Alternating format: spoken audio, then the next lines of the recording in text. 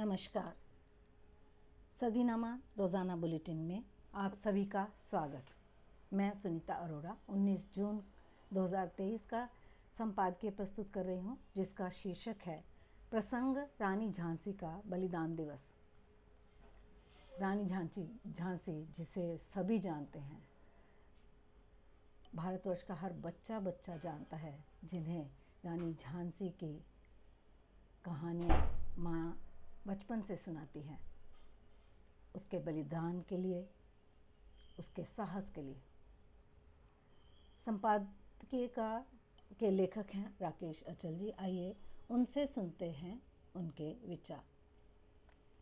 जून 18 को ग्वालियर में झांसी की रानी की समाधि पर बलिदान मेला आयोजित किया जाएगा, लेकिन आयोजकों के लिए मुश्किल ये होगी कि वे रानी के साथ 1857 में कथित तौर पर हुई गद्दारी के लिए किसे कोसेगी।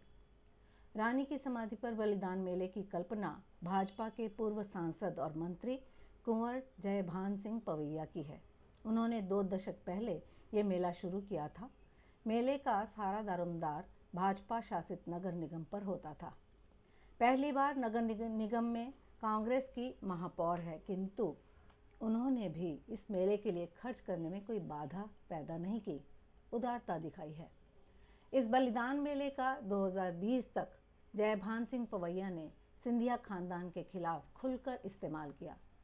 इस मेले के मंच से हर साल प्रथम स्वतंत्रता संग्राम में रानी की झांसी लक्ष्मीबाई के साथ कथित गद्दारी के लिए पवैया और मंच पर आने वाले तमाम नामचीन अतिथि सिंधिया खानदान को कोसते थे। यानी यह मेला शहीद मेला ना होकर सिंधिया विरोधी मंच था।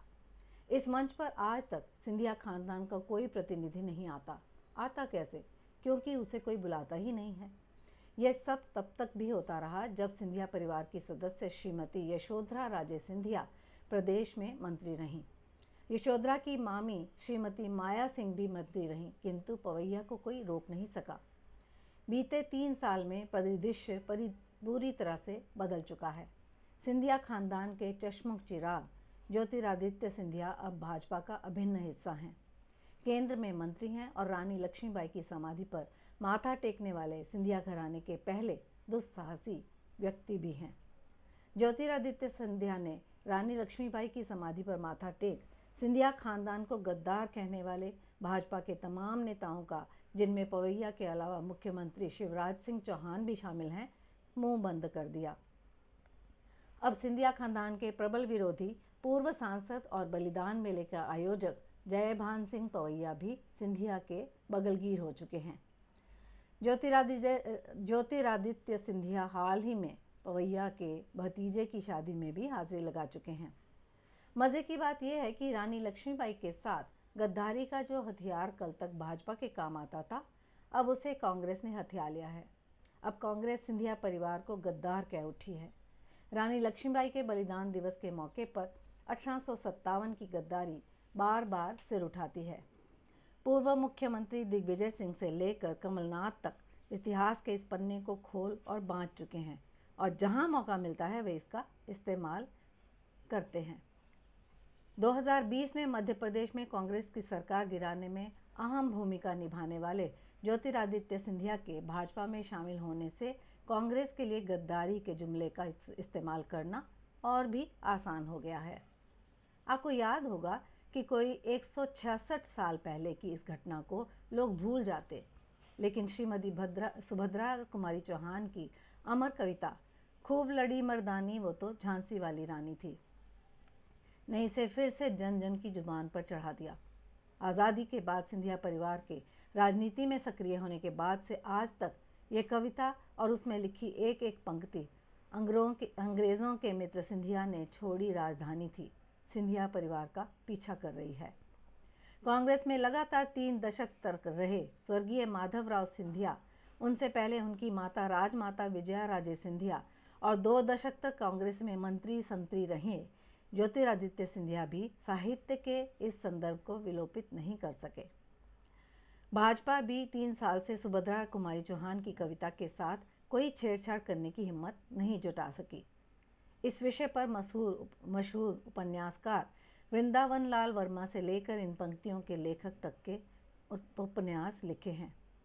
उल्लेखनीय है कि तत्कालीन अंग्रेजी हुकूमत के खिलाफ बगावत करने वाली झांसी की रानी लक्ष्मीबाई झांसी से लड़ते हुए ग्वालियर तक पहुंची थी।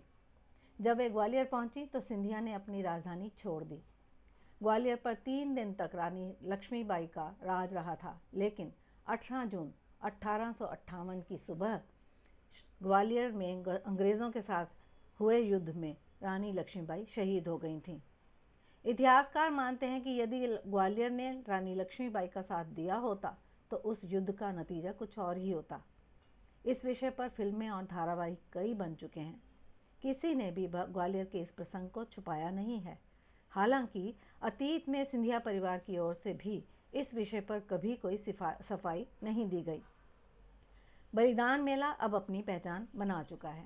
इसमें रानी पर केंद्रित नाटिका, सम्मान और कवि सम्मेलन भी होता है। रानी के अस्त्र शस्त्रों की प्रदर्शनी भी लगाई जाती है। रानी के शहर झांसी से एक मशाल यात्रा भी ग्वालियर तक आती है, लेकिन इसके मूल में पहले भाजपा की ही राजनीतिक मंशा थी, जो अब असरहीन हो चली है। असली बात यह है कि ये मेला राजनीतिक होकर भी लगातार आयोजित किया जा रहा है, अन्यथा शहीदों की चिंताओं पर अब मेले कौन लगाता है। धन्यवाद। सुनकर देखो, सुनकर देखो, सुनकर देखो जी। ममता राहुल मोदी बोले, लिखे जितेंद्र जी।